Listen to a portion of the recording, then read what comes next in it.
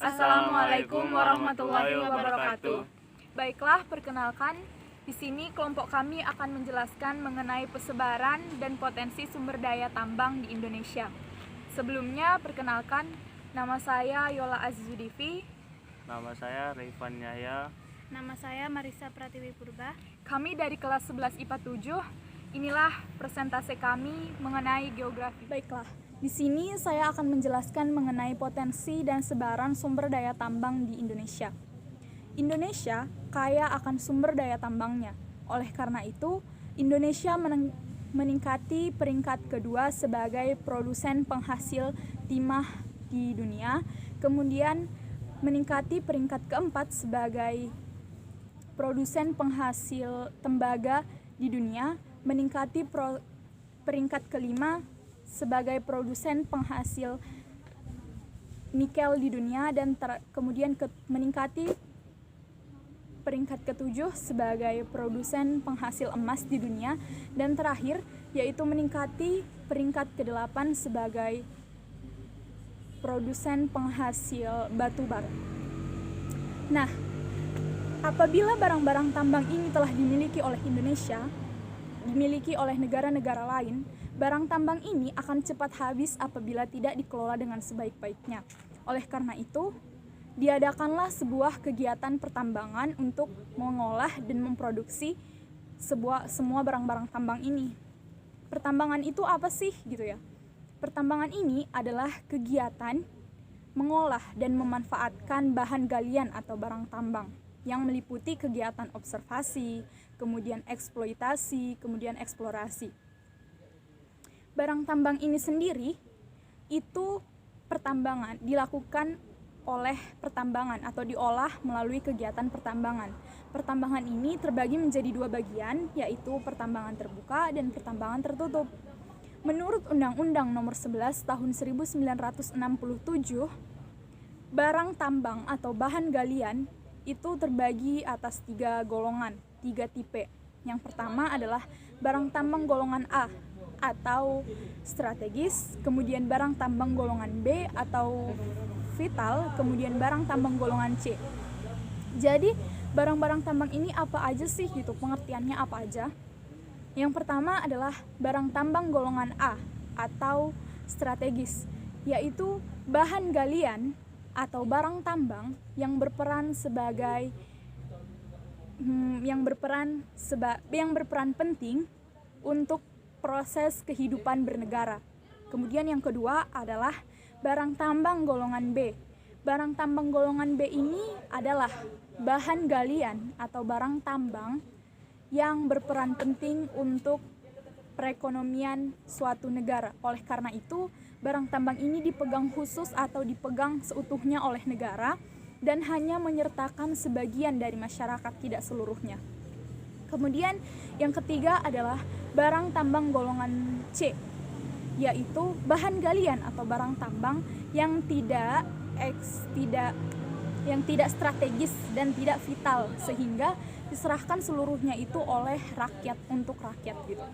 Oke, di sini saya akan menjelaskan mengenai barang tambang golongan A. Jadi barang tambang golongan A yang pertama yaitu minyak bumi. Minyak bumi apa sih?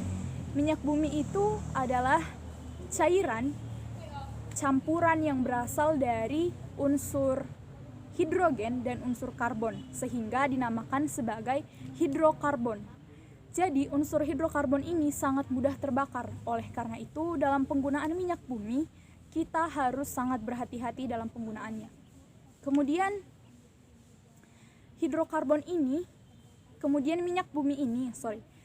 minyak bumi ini merupakan sumber daya yang tidak dapat diperbaharui, sehingga kita sebagai manusia, kita sebagai yang menggunakannya harus sangat menghemat penggunaannya.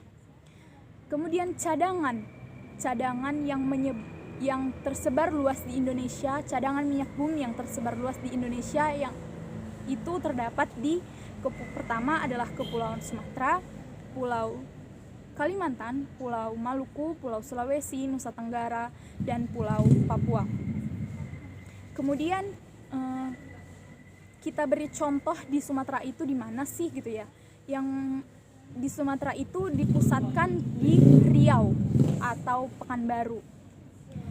Penggunaan minyak bumi ini selain digunakan untuk menjadi sebuah minyak, diolah sebagai untuk menjadi minyak, itu diolah juga untuk bahan campuran untuk pengolahan industri-industri lain. Contohnya adalah industri penghasil plastik, industri lilin, industri kecantikan, kemudian industri pembuat warna kain, dan lain sebagainya. Kemudian yang kedua, yang merupakan barang tambang golongan A ini adalah gas bumi. Gas bumi itu apa sih? Gas bumi itu sama seperti minyak bumi yang saya jelaskan tadi. Gas bumi adalah barang tambang yang berasal dari unsur karbon dan hidrogen, sehingga dinamakan dengan hidrokarbon.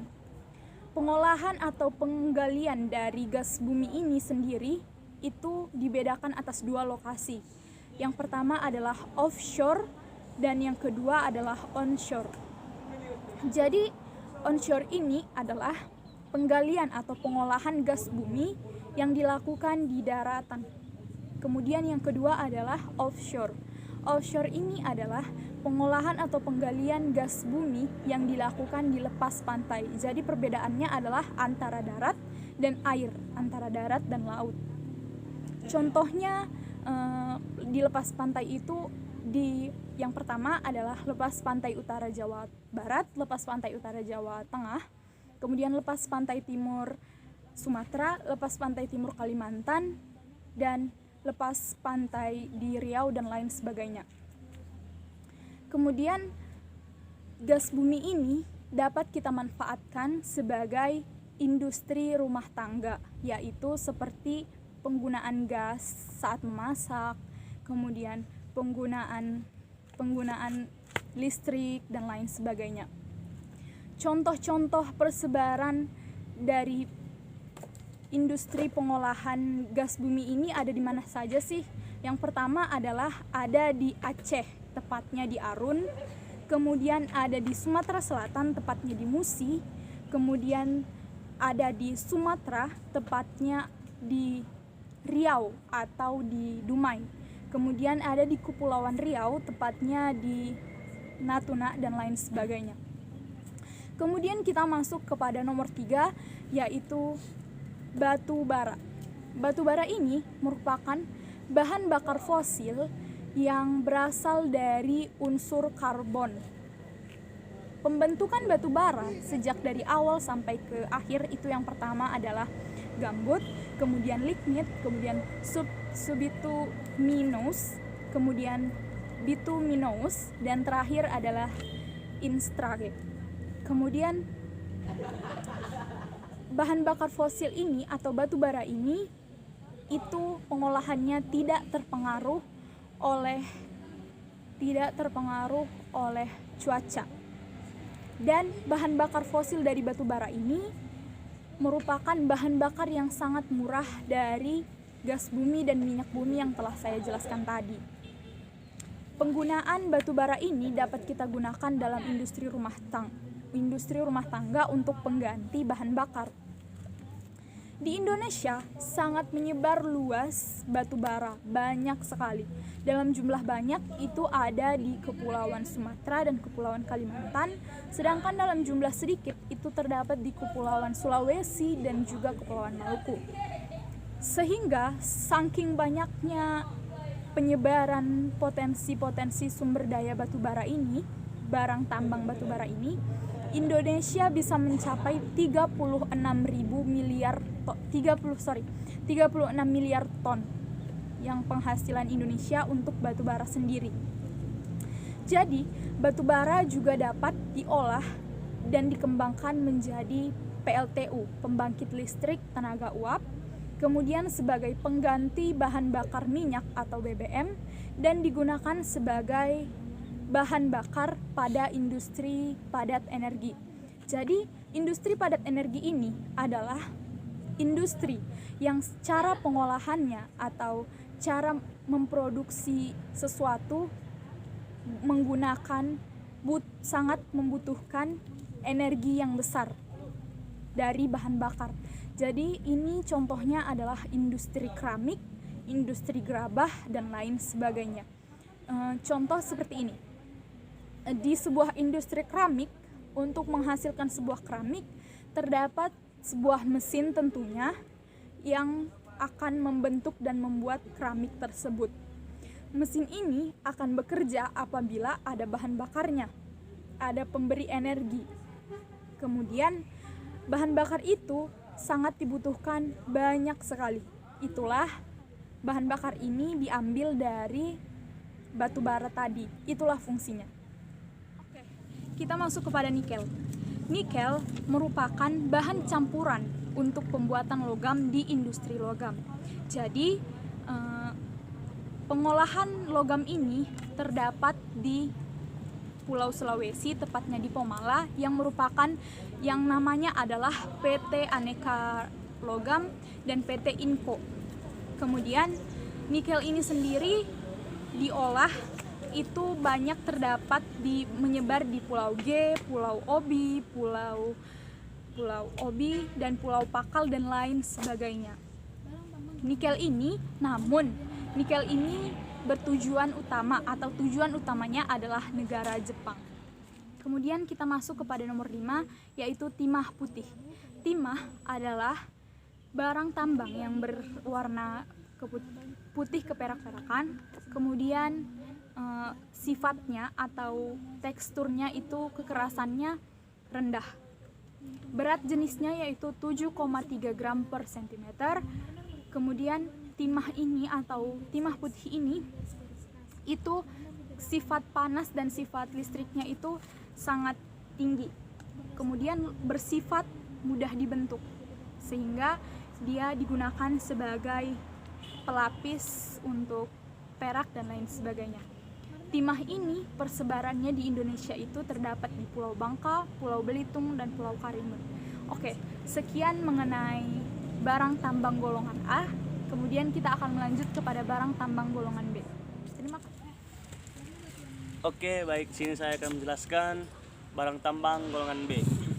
Barang tambang golongan B yaitu emas, perak, platina, logam, besi, bauksit. 1. Emas. Emas dan perak merupakan hasil logam mulia yang sangat disukai masyarakat. Kedua logam ini selalu berasosiasi dengan tembaga, besi, dan platina. Di Indonesia, persebaran emas terdapat di 1. Sulawesi Utara, Sumatera Utara, Sumatera Barat, Riau, Nagroi, Aceh, Darussalam, dan lain-lain. 2. Perak. Perak merupakan hasil sampingan dari pengolahan biji emas. Di Indonesia, perak ditemukan di Banten, Sulawesi Utara, dan Riau. Lanjut, ketiga, platina. Platina memiliki ciri putih kehitaman. Platina ini ditemukan di selatan atau Martapura. Intan merupakan satu-satunya jenis batu permata yang hanya memiliki satu unsur, yaitu karbon atau C. Intan terbentuk jauh di dalam bumi sekitar 90 km atau dengan suhu 1500 hingga 2000 derajat Celcius. Intan ini ditemukan di Kalimantan Barat, Kalimantan Selatan, Kalimantan Timur, dan lain-lain. 5. Belerang. Belerang atau sulfur adalah mineral yang dihasilkan oleh proses vulkanisme. Belerang banyak digunakan untuk industri pupuk, kertas, cat, plastik, dan lain-lain. 6. Besi. Besi merupakan logam mulia yang paling banyak terdapat di lipatan litosfer. Biji besi terdapat di daerah sedimentasi atau Nagroi, Aceh, Darussalam. 7. Tembaga. Tembaga merupakan bahan tambang yang terbentuk dari larutan hidrotermal. Tembaga ini banyak digunakan di industri peralatan listrik. Kedelapan, bauksit. Bauksit merupakan jenis mineral aluminium hidroksida. Bauksit terjadi karena proses pelapukan batuan granit. Ciri dari bauksit yang sangat lunak, relatif ringan, memiliki warna kekuningan. Di Indonesia, bauksit ditemukan di Kepulauan Riau atau Banten, Kalimantan Barat, dan Bangka Belitung. C. Barang tambang golongan C. 1. Pasir vulkanik, batu andesit, dan basalt. Pasir vulkanik merupakan barang tambang berupa bahan lepas berukuran pasir yang dihasilkan dari letusan gunung api. Persebaran pasir vulkanik terdapat di sepanjang jalur gunung api. Batu andesit, basalt pada umumnya berwarna hitam dan tahan terhadap air hujan. Persebaran batu andesit dan basalt sama seperti pasir vulkanik terdapat di sepanjang jalur gunung api. Yang kedua ada obsidian. Obsidian merupakan bahan galian berupa batuan bekular. Obsidian termasuk batuan yang keras dan memiliki warna yang bermacam-macam, mulai dari putih, hijau, abu-abu, dan juga hitam. Persebaran obsidian di Indonesia antara lain ada di Jambi, Kalimantan, Jawa Barat, dan lain-lain. Yang ketiga ada batu granit. Batu granit disebut juga sebagai batuan beku dalam karena terbentuk jauh di dalam bumi. Batu granit warnanya sangat bervariasi tergantung dari mineral penyusunnya, seperti warna abu-abu, kehijauan, dan juga coklat. Batu granit bisa digunakan sebagai bahan bangunan seperti lantai dan juga ornamen dinding. Persebaran batu granit di Indonesia antara lain meliputi Nangguraya Darussalam, Sumatera Utara, Riau, dan lain-lain. Marmer merupakan batuan yang indah yang memiliki garis-garis khas. Berdasarkan penggunaannya, marmer dibedakan atas marmer ordinario dan juga marmer statuario. Marmer ordinario biasanya digunakan sebagai bahan pembangunan dan juga perabotan rumah tangga. Dan sedangkan marmer statuario digunakan sebagai karya seni pahat atau patung.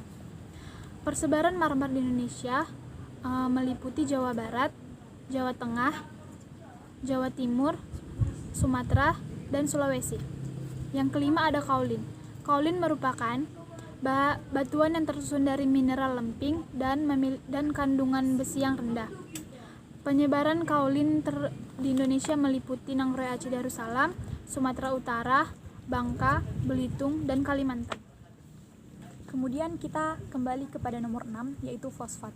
Fosfat ini adalah bahan galian atau barang tambang yang berada di daerah yang menyebar di daerah batuan gamping atau karst.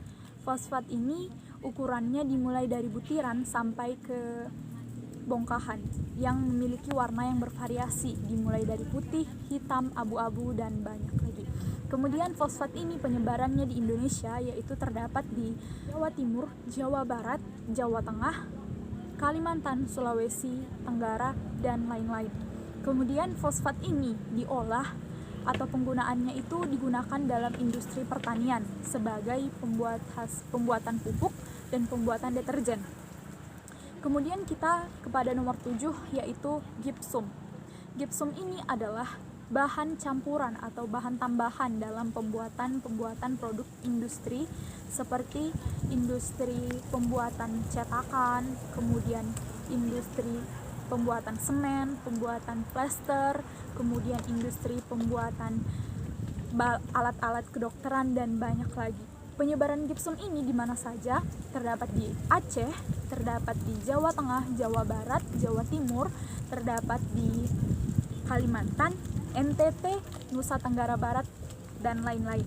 Kemudian kita kepada mangan. Mangan ini adalah bahan galian hasil proses hidrotermal. Kemudian penyebaran dari si mangan ini sendiri terdapat di Sumatera, kemudian di Pulau Jawa, Kalimantan Selatan, Sulawesi Utara, Sulawesi Selatan, dan lain-lain. Proses atau pengolahan dari mangan ini sendiri yang digunakan untuk industri baterai atau pembuatan baterai, itulah digunakan mangan. Oke, kita ke nomor 9 yaitu zolit. Zolit ini banyak sekali kegunaannya di bidang-bidang tertentu. Contohnya yaitu di bidang pertanian untuk penghasil pertumbuhan tanaman sehingga tanaman tersebut cepat tumbuhnya. Kemudian di bidang perikanan digunakan sebagai pencegahan racun untuk ikan. Kemudian di lingkungan untuk penghilang rasa bau. Di bidang peternakan untuk penambahan makanan bagi hewan-hewan. Kemudian di bidang industri digunakan sebagai penjernih minyak kelapa sawit. Kemudian penyebaran dari zolit ini sendiri itu banyak di Indonesia, NTT, kemudian di Jawa Tengah, Jawa Timur, Jawa Barat, Sukabumi, dan lain sebagainya. Yang ke-10 ada pasir kuarsa. Pasir kuarsa digunakan pada industri karet, industri cat, industri keramik, dan juga industri gelas atau kaca. Persebaran pasir kuarsa banyak ditemukan di Indonesia, antara lain Nanggroe Darussalam, Sumatera Utara, Sumatera Barat, Kalimantan Barat, Jambi, pesisir selatan, Bangka, dan juga Sulawesi Selatan. Baiklah, sekian presentasi dari kami mengenai potensi dan persebaran sumber daya tambang di Indonesia. Lebih kurangnya kami mohon maaf. Terima kasih. Assalamualaikum warahmatullahi wabarakatuh.